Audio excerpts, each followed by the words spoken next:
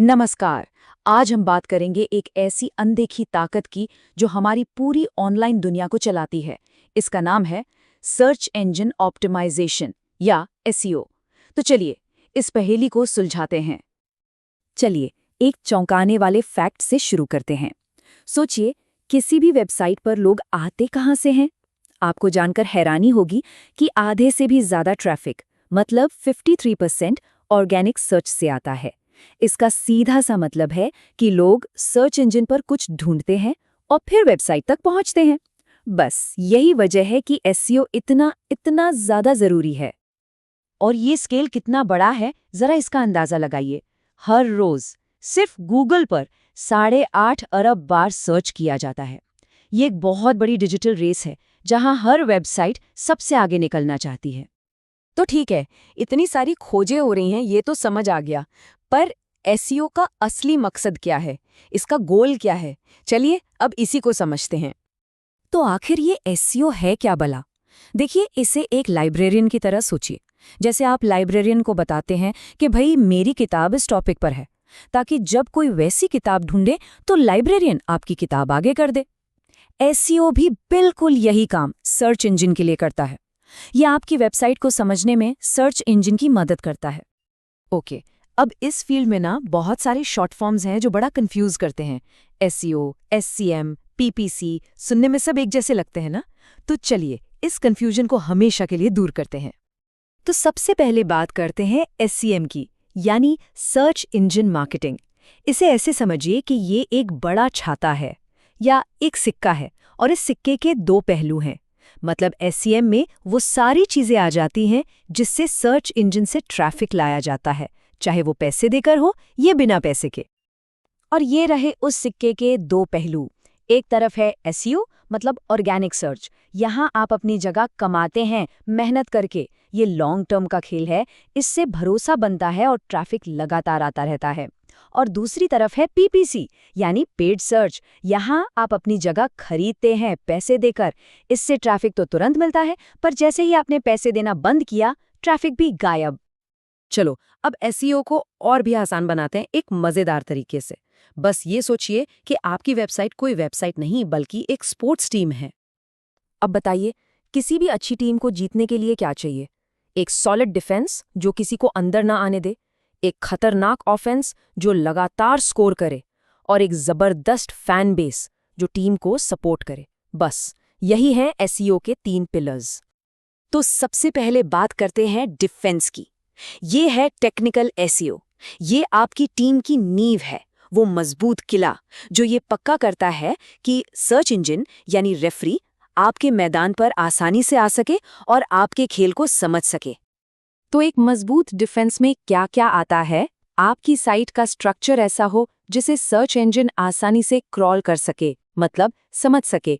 Loading speed एकदम तेज हो, कोई इंतजार ना करना पड़े, मोबाइल पर भी परफेक्ट दिखे, और हाँ, HTTPS कनेक्शन के साथ पूरी तरह सिक्योर हो।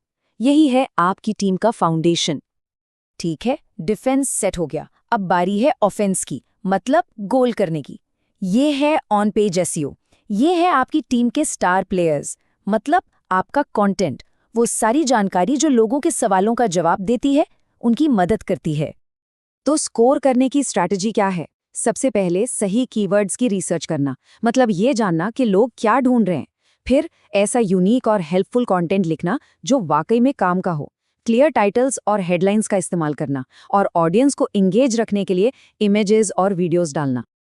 और आखिर में एक अच्छी टीम बिना फैंस के क्या है? कुछ भी नहीं। ये है ऑफ साइट एसईओ, यानी आपका फैन बेस। जैसे फैंस के शोर से टीम में जोश आता है, वैसे ही वेब पर आपकी रेपुटेशन से आपकी वेबसाइट को ताकत मिलती है। ये सब भरोसा और अथॉरिटी बनाने का खेल है। तो ये फैन बेस बनता कैसे है? जब दूसरी अच्छी और भरोसेमंद वेबसाइट्स आपकी साइट को लिंक करती हैं, जब आप ब्रांड बिल्डिंग और पीआर करते हैं, सोशल मीडिया पर एक्टिव रहते हैं, और जब आपको अच्छे रिव्यूज मिलते हैं। ये सारे बाहरी सिग्नल्स सर्च इंजन को बताते हैं कि भाई इस टीम पर भरोसा किया जा सकता है। ऑलराइट, तो अब हम एसईओ के तीनों पिलर्स, डिफेंस, ऑफेंस और फैन बेस को समझ चुके हैं। तो आप जरा पर्दे के पीछे चलते हैं और ये देखते हैं कि सर्च इंजन खुद कैसे काम करते हैं। मतलब अरबों खरबों पेजों में से वो एक सही जवाब कैसे ढूंढ निकालते हैं। ये पूरा जादू ना 4 सिंपल स्टेप्स में होता है। Step 1, crawling. इसमें सर्च इंजन के बॉट्स मकड़ी की तरह पूरे वेब पर घूम के नए नए पेज खोजते हैं। Step 2, rendering. यहाँ वो समझते हैं कि पेज का लेआउट कैसा है, उस पर क्या कंटेंट है। Step 3, indexing. मिली हुई सारी जानकारी को एक बहुत बड़ी डिजिटल लाइब्रेरी में स्टोर और ऑर्गेनाइज किया जाता है। और आखिर में स्टेप 4, रैंकिंग। जब आप कुछ सर्च करते हैं तो इसी लाइब्रेरी से सबसे रेलेवेंट रिजल्ट्स को रैंक करके आपको दिखाया जाता है। एक बात तो पक्की है, एसईओ कोई ऐसा काम नहीं है जो एक बार कर दिया और हो गया। नहीं, ये एक ऐसा खेल है जो कभी खत्म नहीं होता, क्योंकि इसका मैदान यानी इंटरनेट खुद हर पर बदल रहा है। और ये बदलाव कितना बड़ा है ये देखिए। गुजरे जमाने में सब कुछ डेस्कटॉप पर था। आज की दुनिया मोबाइल फर्स्ट है और आने वाला कल वो एआई का होगा। मतलब साफ है, एसईओ को हमेशा टेक्नोलॉजी के साथ-साथ बल्कि उससे एक कदम आगे चलना पड़ता है। और यही वो चीज़ है जो एसईओ को इतना पावरफुल बनाती है। देखिए, दूसरे मार्केटिंग चैनल्स के उलट अच्छा एसईओ लंबे समय तक काम करता है। जब आप कोई पेड कैंपेन बंद करते हैं तो ट्रैफिक भी बंद हो जाता है, ज़ीरो। लेकिन एक बार किया गया अच्छा एसईओ आपको लगातार ट्रैफिक देता रहता है। तो अगली बार जब आप कुछ गूगल करें तो एक पल के लिए रुकिएगा। याद रखिए, जो रिजल्ट्स आप देख रहे हैं वो कोई हादसा नहीं है। उनके पीछे एक डिज़ाइन है, एक आर्किटेक्चर है। अब जब आप उस आर्किटेक्चर को थोड़ा बहुत समझने लगे हैं तो सवाल ये है कि अब आप क्या खोजेंगे। शुक्रिया।